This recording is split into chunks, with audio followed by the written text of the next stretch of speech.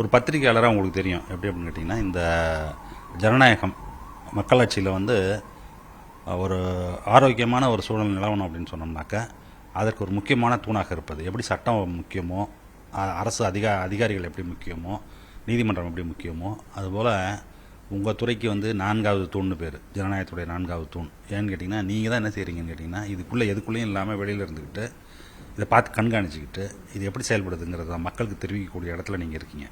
அந்த மாதிரி இருக்கக்கூடியவர்கள் எப்படி இருக்கணும் அப்படிங்கிறது இருக்குல்ல. இப்போ எப்படின்னா, இந்த வந்து ஒரு உங்களுக்கு இந்த சப்ஜெக்டை பற்றி எல்லாத்தையும் தெரியணும். என்ன அதில் வந்து இது முன்னாடிலாம் என்ன நடந்திருக்குங்கிறத பற்றி ஒரு புரிதல் இருக்கணும். இப்பொழுது என்ன நடந்துகிட்டு இருக்குங்கிறத பார்க்க தெரியணும். இப்போ ஒரு புள்ளி உரம் வருது அப்படின்னு சொன்னால், இப்போ நான் வந்து ஒரு இது கொடுக்குறேன், எக்கனாமிக் சர்வே ஒன்று கொடுக்குறேன் அப்படின்னு சொன்னோம்னா, என்ன சொல்லுது அந்த எக்கனாமிக் சர்வே? அல்லது நான் வந்து ஒரு இது பண்ணுறேங்க பாருங்கள், இப்போ தமிழ்நாடு வந்து எதிர்காலத்தில் நம்முடைய மோட்டார் வாகன தொழில் எப்படி இருக்க போகுதுங்கிறதுக்கு அறிக்கை தயார் பண்ணுறோம் அப்படிங்கிற முதலமைச்சரை கொடுத்து நான் உங்கள்கிட்ட கொடுக்குறேன்னு வச்சுங்க. நீங்கள் அதை பார்த்துட்டு என்ன சொல்கிறாங்க அவங்க அப்படிங்கிறது சொல்கிறதுக்கு என்ன வேணும் அப்படின்ட்டு, அங்கே துறையில் என்னென்னலாம் ஏற்கனவே நடந்துகிட்டு இருக்கு அப்படிங்கிறத தெரிஞ்சுன்னா என்ன செய்வீங்க, டக்குன்னு அதை பற்றி ஒரு புரிதல் நீங்கள் உடனே ஒரு நியூஸை போட்டு நீங்கள் அதை சொன்னீங்கன்னா மக்களுக்கு போய் புரியும். அது அப்படி இல்லைன்னா என்ன ஆகும் அப்படின்னு கேட்டிங்கன்னாக்கா, நீங்கள் வந்து ஒரு உங்களுக்கு போதுமான அளவுக்கு அந்த புரிதல் இல்லைனாலோ, போதுமான அளவுக்கு அந்த வரலாறு தெரியலனாலோ, அல்லது புள்ளிவரங்களை படிக்கிறதுக்கு முடியலனாலோ என்ன ஆகும் அப்படின்னு கேட்டிங்கனாக்கா, செய்தி வந்து முழுசாக போய் சேராது. அதில் வந்து பத்திரிகையாளர்களுடைய ரோல் என்ன அப்படின்னு கேட்டிங்கன்னா, 2-3 ரோல் இருக்குது. ஒன்று வந்து மக்களுக்கு வந்து எடுத்து சொல்கிறது, அவங்களுக்கு ஏற்கனவே கொஞ்சம் தெரியுமா இருக்கும், அதுக்கு மேலே இன்னும் புதுசாக என்ன இருக்குங்கிறத எடுத்து சொல்கிறது. அப்போ நீங்கள் வந்து ஒரு டீச்சர் ரோல் உங்களுக்கு இருக்குது. அதே சமயத்தில் அவங்க நியாயமாக நடந்துக்க வேண்டிய ஒரு தர்மமும் இருக்குது. என்ன அப்படின்னு கேட்டிங்கன்னா, நீங்கள் சொல்கிறத மக்கள் நம்புவாங்க.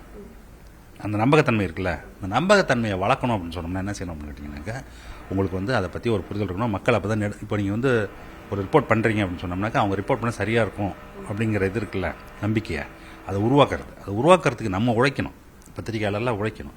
இப்போ எப்படி ஆயிடுச்சு அப்படின்னு கேட்டிங்கனாக்கா, பத்திரிகையை பற்றி ஃபார்மலாக ட்ரெயின் ஆகி வர்றது இருக்குல்ல அப்படிங்கிறது ரொம்ப குறைவாக இருக்குது. வர்றாங்க, அப்புறம் வந்ததுக்கப்புறம் பணியில் கற்றுக்கிறது தான். எங்கே போய் பணியில் சேர்றாங்க, யாரோட சேர்ந்து பணி செய்கிறாங்க அப்படிங்கிறதெல்லாம் தான் வந்து அவர்கள் என்னவாக ஆகிறாருங்கிறத முடிவு செய்யுது. அப்படி தான் அந்த வரலாறு இருந்துகிட்டு இருக்கு. அதுவும் குறிப்பாக வந்து இந்த மாதிரி மீடியா வந்து பெரிய அளவில் எக்ஸ்ப்ளோர்ட் ஆகும்போது என்னென்னமோ மீடியா வருதில்ல, வரும்போது என்ன இப்போ எப்படி ஆயிடுச்சு அப்படின்னு கேட்டிங்கன்னா, மாதிரி பெரிய நிறுவனங்கள் அதெல்லாம் தேவையில்லைங்கிற மாதிரி ஆயிடுச்சு. இப்போ கையில் வந்து ஒரே ஒரு ஃபோன் இருந்தால் போதும், அவர் என்ன ஆகிடலாம், பத்திரிகையாளர் ஆகிடலாங்கிற ஒரு சூழல் வருது. அந்த மாதிரி வரும்பொழுது அதுக்காக வந்து இந்த மாதிரி ஃபார்மலான ஒரு ட்ரைனிங் இல்லாமல் இருக்கணும்னு அவசியம் இல்லை. நீங்கள் வந்து நிறுவனங்கள் இல்லாமல் போகலாம், ஆனால் ஃபார்மல் ட்ரைனிங் இல்லாமல் போகணும்னு அவசியம் கிடையாது. அதனால தான் என்ன பண்ணுறாங்க அப்படின்னா, அரசு இதெல்லாம் பார்த்துட்டு இந்த வருஷத்துலேருந்து இந்த சென்னை இன்ஸ்டியூட் ஆஃப் ஜேர்னலிசம் அப்படிங்கிற ஒரு பள்ளியை துவக்கி இருக்கிறார்கள். அது கல்லூரி தான். அது வந்து அதில் வந்து போய் சேரணும் அப்படின்னு சொன்னோம்னாக்கா, எந்த டிசிப்ளின் வேணாலும் படித்திருக்கலாம், எந்த துறை வேணாலும் படிச்சிருக்கலாம், டிகிரி படிச்சிருக்கணும். படித்தாங்கன்னா இது PG diploma, 1 year diploma, 2 semester.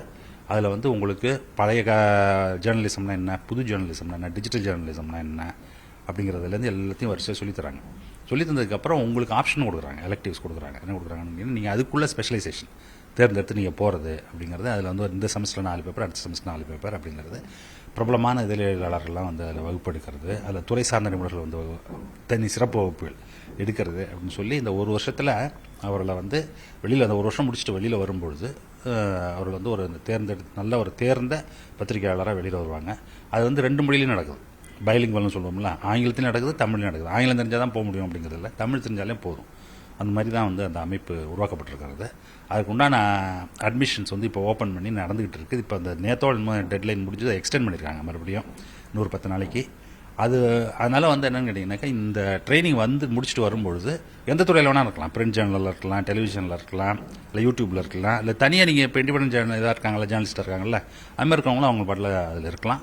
ஆனால் அவர்கள் என்னவாக மாறி வருவார்கள்னு நம்புறேன் அப்படின்னு கேட்டிங்கனாக்கா, இந்த கோர்ஸ் வந்து கரெக்டாக படிச்சுட்டு வந்தாங்கன்னாக்கா, இப்போ நான் சொன்ன மாதிரி வந்து ஒரு இன்ஃபார்ம்ட் ஆட்களாக இருப்பாங்க. அவர்கள் இன்ஃபார்ம்ட் ஆட்களாக மட்டுமல்ல, மக்களுக்கு அவர் கொண்டக்கூடிய செய்தி இருக்குல்ல, அதனுடைய தரமும் அதனுடைய திண்மையும் வேறு லெவலில் இருக்கும், நல்ல உயர்வாக இருக்கும். அது மாதிரி இருக்கும்போது மக்களுக்கு வந்து அவர்கள் மேலே, யார் மேலே, பத்திரிகையாளர்கள் மேலே ஒரு பெரிய நம்பிக்கை வருவதற்கும், அவர்கள் மேலே மதிப்பு வருவதற்கும், மரியாதை வருவதற்கும், அவர்கள் கொடுக்கக்கூடிய செய்தி அதனுடைய தரம் உள்ளதாகவும் அந்த மாதிரி வரும். அதெல்லாம் இந்த மாதிரி நடக்கும்பொழுது என்ன ஆகும் அப்படின்னா, நம்ம சமுதாயமும் இன்னும் பெட்டரான சமுதாயமாக இருக்கும், ஜனநாயகமும் இன்னும் நல்லா வேலை செய்யும் அப்படிங்கிற நம்பிக்கையில் தான் அந்த கல்வி துவக்கப்பட்டுள்ளது.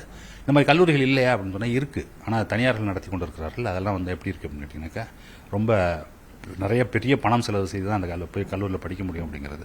அது வந்து நல்ல பணம் வைத்திருப்பவர்களுக்கு, வசதியானவர்களுக்கு, அவர்களுக்குன்னு இருக்கிற அதை வந்து சாமானியர்களுக்கும் கொண்டு போய் சேர்க்கணும். ரொம்ப சாதாரண பின்புலத்தில் வர்றவர்களும் அந்த பத்திரிகை துறைக்கு வரணும்.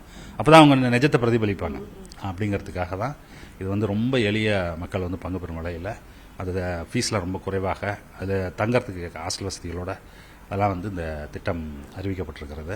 அதுக்கான அட்மிஷன் நடைபெற்று கொண்டு இருக்கிறது. இப்போ இவங்க வந்து இந்த டெட்லைன் எக்ஸ்டெண்ட் பண்ணியிருக்காங்க, அப்ளிகேஷனுடைய டெட்லைனை. அது எக்ஸ்டெண்ட் பண்ணதுக்கப்புறம் இப்போ வரைக்கும் 40-50 பேர் வந்திருக்காங்கன்னு நினைக்கிறேன். இன்னும் ஒரு வாரம் 10 நாளில் இன்னும் 100 பேர் வந்துடுவாங்க. வந்ததுக்கப்புறம் ஃபார்முலா அதில் செலக்ட் பண்ணி கோர்ஸ் ஆரம்பிச்சிருவாங்கன்னு நினைக்கிறேன். மொத்தமாக 60ன்னு நினைக்கிறேன் இப்போதைக்கு. அது என்னென்னா ஹாஸ்டல் எவ்வளோ நமக்கு கிடைக்குன்னா இந்த வருஷம் துவைக்கிறதுனால உடனே ஹாஸ்டல் ஏற்பாடு பண்ணுறது ஒரு 15-30 பேருக்கு தான் பண்ண முடியும்னு நினைக்கிறேன். அதுக்கு இந்த மாதிரி ஒரு மிக்ஸ் ஆர்டன்ட்டு தான் மாதிரி பண்ணியிருக்காங்க. 15 பெண்களுக்கும் 15 ஆண்களுக்குமான இடவசதி அதை ஏற்பாடு பண்ணப்பட்டிருக்கிறது. தேவைப்பட்டால் இன்னும் கொஞ்சம் அதிகமாகிக்கலாம், அதில் ஒன்றும் சிரமமாக இருக்காது. ஏன்னா அரசே நடத்துறதுனால சுற்றி எல்லாம் அந்த கோட்டுப்புறத்தில் தான் இருக்குது. கோட்டுப்புறத்தில் இருக்கிறதுனால அண்ணா நூற்றாண்டு நூலகம் இருக்குல்ல, அது பக்கத்து கட்டடம் அது இருக்கிறதுனால சுற்றி உங்களுக்கு என்ன இருக்குது, இன்ஸ்டியூஷன்ஸ் நிறைய இருக்கிறதுனால, பெரிய பெரிய இன்ஸ்டியூஷன்ஸ்லாம் அண்ணா யூனிவர்சிட்டி அந்த மாதிரிலாம் இருக்கிறதுனால தங்கும் வசதியெல்லாம் ஏற்பாடு பண்ணுறது ஹாஸ்டலாம் நிறையா இருக்கிறது. அது ஒன்றும் அவ்வளோ பெரிய சிரமம் இருக்காது. அதனால் நிறைய மாணவர்கள் அதில் பங்கு பெற்று அந்த வகுப்பில் சேர்ந்து அவர்களும் பயனுற்று நாட்டுக்கும் பயனுறும் வகையில் அவர்கள் இருப்பதற்கான ஒரு அரிய வாய்ப்பு அது. அதை எல்லாரும் பயன்படுத்திக்குவாங்கன்னு நினைக்கிறேன் நான்.